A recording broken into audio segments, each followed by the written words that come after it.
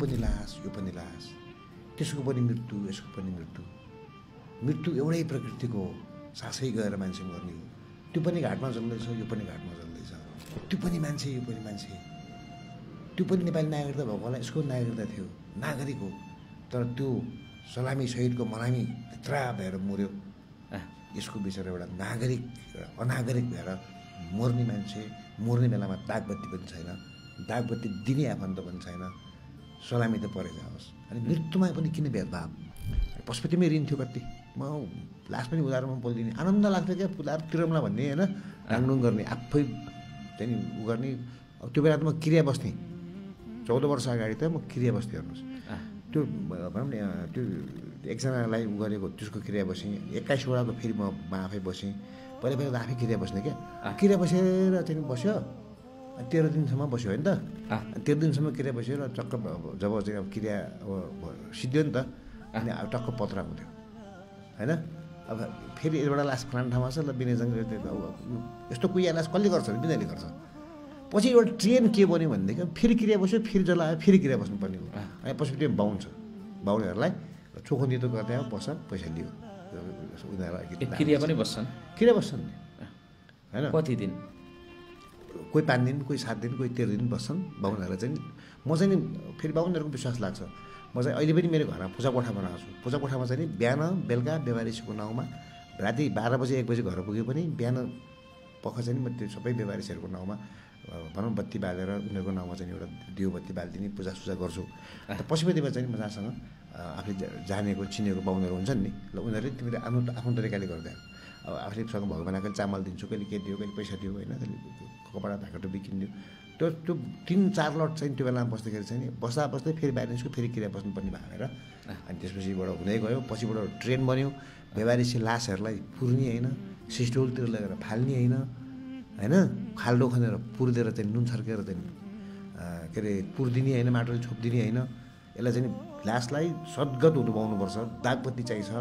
मलामी भएको भनौँ न अलिक धनी मानी ठुला बडा मान्छे मऱ्यो भनेदेखि सलामी सहितको मलामी त्यहाँ हुन्छन्। आउँदैन पर्ने मान्छे पनि आइदिएका छन्, रोइदिएका छन्, कहाँ चस्मा लाएर आइदिएर डाको छोडेर। म यतापट्टि व्यापारी लास चलिरहेछ, म ठुक्क बसिरहेको छु होइन। त्यतापट्टि अब अलिकति धनी मानी मान्छे कोही फिल्मको कलाकार सलाहकार आएको देख्छु होइन। फेरि त्यहाँ दिपकराज गिरी चाहिँ आयो है बिचरा, राजेश पायल राई र दिपकराज गिरी। त्यो कसको लास जल्दै थियो, यतापट्टि म एक्लै थिएँ, हेरेर तमासा लाग्यो क्या, को मर्यायो। अनि उहाँको छन् धुइरे मान्छे छन् त्यहाँ ठिकै छन् होइन।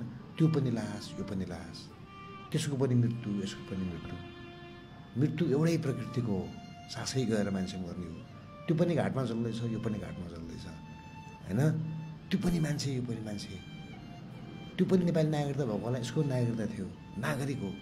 तर त्यो सलामी शहीदको मलामी त्यत्रा भएर मर्यो। यसको बिचरा एउटा नागरिक एउटा अनागरिक भएर मर्ने मान्छे, मर्ने बेलामा दागबत्ती पनि छैन, दागबत्ती दिने आफन्त पनि छैन, सलामी त परे जाओस्। अनि मृत्युमा पनि किन भेदभाव? त्यो लाग्छ क्या मलाई, मृत्युमा पनि भेदभाव हेर्नु त। मृत्यु एउटै मृत्यु हो नि। जस्तो यो राज्यले गर्नुपर्ने व्यवहारिसेको हकमा छ कि छैन, के छ? राज्यले पछिल्लो समय राज्यमा नीति नियमै रहन्छ क्या। पहिला व्यवहारिसे भन्ने बित्तिकै नगरपालिकाले त्यो 3-4 बोरा के अरे बोरा रे प्याकेट नुन किन्ने खर्च हुँदो रहेछ। अनि त्यसपछि खाल्डो खन्ने मान्छेलाई दिने ज्याला भन्ने हुँदो रहेछ, नगरपालिकाले त्यो दिँदो रहेछ पुर्ने, राज्यबाट पुर्ने। अनि त्यो चाहिँ ल्याएर अब 4वटा 5वटा 10वटा जमाएपछि खाल्डो खन्ने पुर्ने, नुन छर्किदिने, प्लास्टिकले गरिदिएर छोपिदिएपछि त्यो नुन छर्केपछि चाहिँ चाँडै गल्छ अरे भनेर गलाउने त्यस्तो रहेछ। अनि पछिबाट चाहिँ सिस्टोलतिर लाँदो रहेछन्। त्यो सिस्टोलतिर पहिला कहीँ समाचार आउँथ्यो नि पहिला त्यो सिस्टोलतिरको छेउछाउतिरको घरमा कोही मान्छेको खप्पर भेट्यो अरे, हाट भेट्यो अरे। त्यो चिल कौवाहरू स्यालहरूलाई खोर्सेर लगेर चाहिँ अनि उडाएर लगेर त्यो गिद्धहरूले अर्काको घरमा राखिदिने, त्यस्तो भएछ क्या। अनि त्यो भएपछि नि भनौँ न मैले चाहिँ अब जब मैले 14 वर्षदेखि गर्न थालेँ यो व्यापारी लासलाई लिएर आएर लाज त परे जाओस्, लाज के को लाज र। तर यो छ नि तपाईँको डर घिन किरा परेका लास देखेको छु सर मैले। किरा स्याउ स्याउ स्याउ मोबाइल पनि होला होइन। त्यो किरा परेको लास, मान्छेको लासमा किरा पर्नु हुँदैन यार होइन। यसरी त्यो किराहरूलाई टिपेर तपाईँको एउटा पोलिथिनको प्लास्टिकमा राखेर सबै हातले भ्याएसम्मका किराहरू हटाएर अनि त्यो लासलाई प्लास्टिकले बाँधेर चाहिँ किरा परेको तेरो लासमा तेरो मर्ने बेला त्यो किरै परेर मरोस् भन्थे पहिला बुढाबुढीहरू होइन। किरा परिहाल्ला क्या